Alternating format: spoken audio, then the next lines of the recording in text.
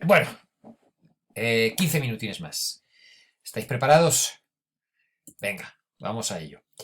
Bueno, en estos whodunits hay algo fundamental y es el crimen. El crimen tiene que ser el crimen perfecto para que desafiar no solamente el ingenio del lector, que se estará preguntando cómo se ha podido cometer este crimen, pero sobre todo la inteligencia del detective. Y ahí se produce lo que se llama el fair game. Es decir, en estas novelas, el lector y el detective tienen el mismo número de pistas, tienen la misma información para poder competir a ver quién de los dos averigua el crimen antes. Bueno, todo esto lo vais a entender perfectamente más tarde cuando hablemos de la famosa Agatha Christie. Bueno, entonces en estos crímenes perfectos, pues hay hitos, ¿no? En la historia de estas novelas. Por ejemplo, en una historia de Anne Catherine Green, otra de las grandes damas del crimen, eh, mirad cómo se plantea. Hay una habitación llena de gente, la orquesta está tocando y hay una chica, una rica heredera, bailando sola en medio de la pista. Nadie se le acerca. De pronto, cae muerta. Cae muerta. Tiene una herida, efectivamente, en el pecho, que es la que le ha causado la muerte, pero nadie ha estado lo suficientemente cerca, nadie se ha acercado a ella, hay testigos por todas partes, para haberle clavado algo y haberle provocado esa herida. ¿Cómo se ha producido el crimen? ¿Cómo es posible matar a una persona a esa distancia? Sin que haya rastro del objeto que pueda haberla matado, sin que se haya acercado nadie lo suficiente para acuchillarla. Un gran misterio. Bueno, pues la solución no podía ser otra, la solución es la de la bala de hielo. Efectivamente, agazapado en una de las columnas del salón de baile y aprovechando que la orquesta está tocando música, alguien ha disparado a esta muchacha, le ha disparado con una bala de hielo. La bala de hielo ha causado la herida, pero se ha derretido. Con lo cual no hay vestigio del arma del crimen. El crimen perfecto. Pero, bueno, en la novela es perfecto, pero sabemos que en la vida real pocas cosas son perfectas. Este crimen hoy ya sabemos que es totalmente imposible. Nos quedó aclarado años más tarde en un capítulo de la serie Bones, donde un científico, por supuesto, nos explica. Primero, el calor que se genera en la ignición de la pólvora funde la bala de hielo antes de que salga del cañón. Segundo, una bala de hielo tiene solo un tercio de la densidad del plomo. Para que el hielo penetre, tiene que moverse al menos 3 veces más rápido que una bala de plomo. Bien, bueno, funcionó en la historia, pero por desgracia no lo intentéis porque no funciona en la vida real. Bueno,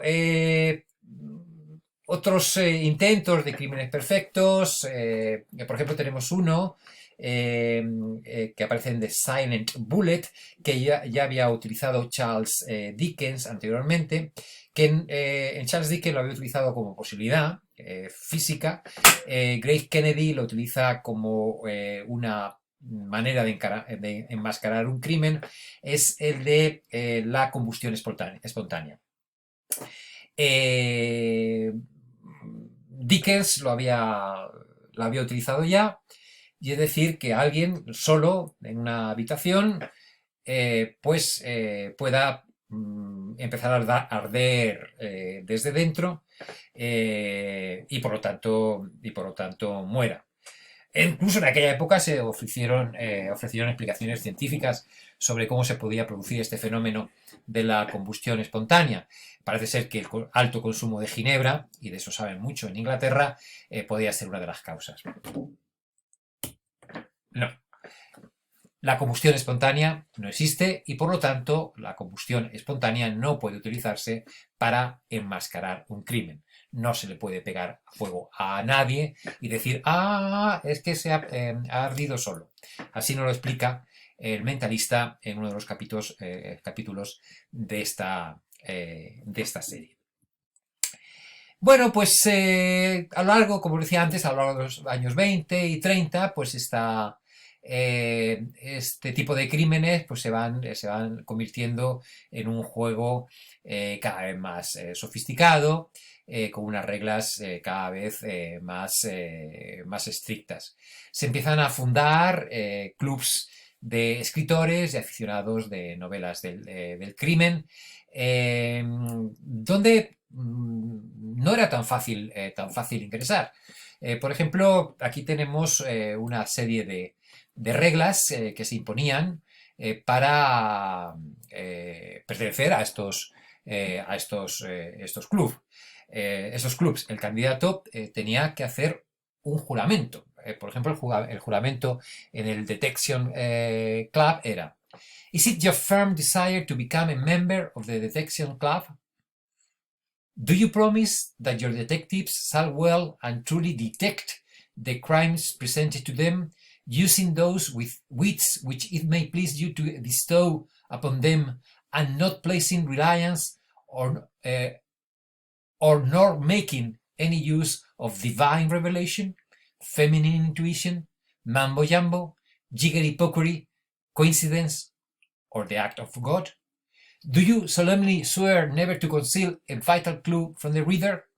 Do you promise to observe a seemingly moderation in the use of gangs, conspiracies, death rays, ghosts, hypnotism, trapdoors, Chinamen, supercriminals, and lunatics, and utterly and forever to forswear mysterious poisons unknown to science? Will you honor the King's English? Y por supuesto el candidato admitía que sí. Como veis, aquí es una especie de resumen de las reglas, de ese decálogo de las reglas para escribir una historia policíaca que habíamos visto ya anteriormente. Bueno, aquí tenéis también otros nombres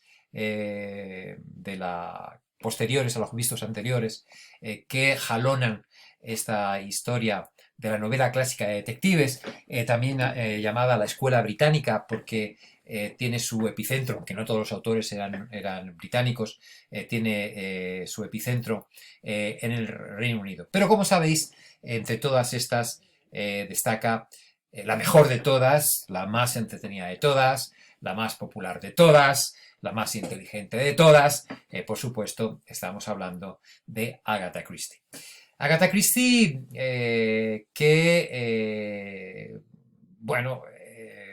tiene una obra de teatro todavía representándose. Esto es de aquí, cuando yo la última vez que estuve eran 58 años, ahora debemos ir por los 60 y pico, la famosa de Mousetrap, que se ha representado durante todos estos años en el teatro. Y esta era su especialidad. Si habéis leído algo, esa es su especialidad. Una habitación, una casa, un lugar cerrado, un barco en el Nilo, donde una serie de personas están más o menos aisladas, ¿no? No de forma tan dramática como nosotros estamos ahora mismo en la cuarentena, pero sin mucho contacto con el mundo exterior. ¡Papán! Aparece un crimen, aparece un cadáver. Y entonces, siempre da la casualidad que hay un detective allí de vacaciones, pasando por allí, o porque por alguna manera tiene acceso a este escenario más o menos cerrado, con lo cual se encuentra allí con un cadáver y una lista de sospechosos. ¿Quién de ellos quién de ellos ha cometido el crimen. Bueno, pues ese es de nuevo el juego que nos propone Agatha Christie. Aquí tenéis algunas de sus historias. Os voy a recomendar dos que yo, bueno, y sus protagonistas, Hercule Poirot, por supuesto, y Mrs. Marple. Os voy a recomendar tres.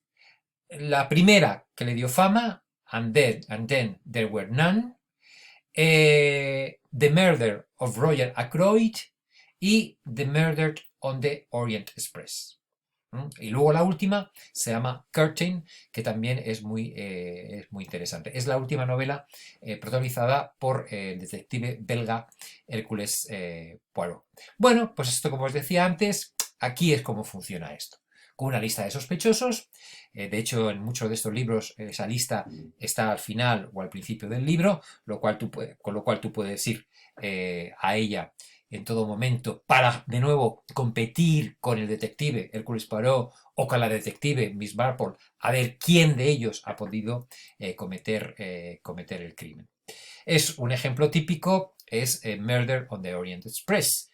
Como sabéis, una serie de sospechosos, ahí los tenéis a la izquierda, encerrados en un tren, aislado totalmente por una enorme tormenta de nieve. Aparece el cadáver y el detective Hércules Poirot se encuentra allí para analizando las pruebas, con los pocos medios que puede, pero sobre todo entrevistando a los posibles sospechosos, llegar a una resolución del crimen. La novela está muy bien. Sabéis que ha habido adaptaciones cinematográficas, ha habido varias. La última, bueno, estaba plagada de grandes actores y es entretenida, pero tiene las limitaciones de este tipo de historias, ¿no? Que es, bueno, pues una serie de personajes encerrados y una serie de diálogos continuos entre unos y otros. Inspirada perfecta en las novelas de Agatha Christie, está esta película que ha aparecido recientemente, Knives Out. Si tenéis alguna... me comentasteis, creo que me comentasteis que para el 25 de marzo o el 27 de marzo parece ser que ya va a salir y a lo mejor se puede comprar o acceder a ella. Estaremos pendientes en Amazon. Pero si tenéis de alguna forma de acceder a ella, pues es un ejemplo muy claro de lo que estamos hablando, además de una película muy entretenida. Bueno, esta es la culminación de una serie de parodias que vamos a ver a lo largo del tiempo, o repeticiones. Otra novela que os recomendaba, de Agatha Christie, es El asesinato de Rogelio Ackroyd. Esta es una vieja edición que siempre estuvo en mi casa circulando, donde aparecían novelas de Agatha Christie por todas partes. The Murder of Roger Ackroyd, que es una gran novela y una muy interesante, con un truco, un giro final que no os voy a contar porque me decís que os hago spoilers y os enfadáis conmigo. Herederos de Agatha Christie, como os decía, tenemos parodias, o no tanto parodias, sino como reescrituras, como Knives Out, grandes míticas series de televisión, Columbo, Murder, She Wrote, Remington Steele, y obras de teatro humorísticas, como por ejemplo por los pelos. Películas también bastante paródicas, como Murder by Death, que es la adaptación de una obra de teatro que tuvo muchísimo éxito en su momento. Y así llegaríamos a The Hardboiled Fiction, pero esto lo vamos a dejar para otro momento. Bueno, tenéis las 4 clases, echarles un vistazo, son de 15 minutos nada más. Yo creo que tenemos tiempo. Leeros los libros que os he pedido, y voy a subir ahora otro articulillo para que también le echéis un vistazo. Besos. Hasta luego.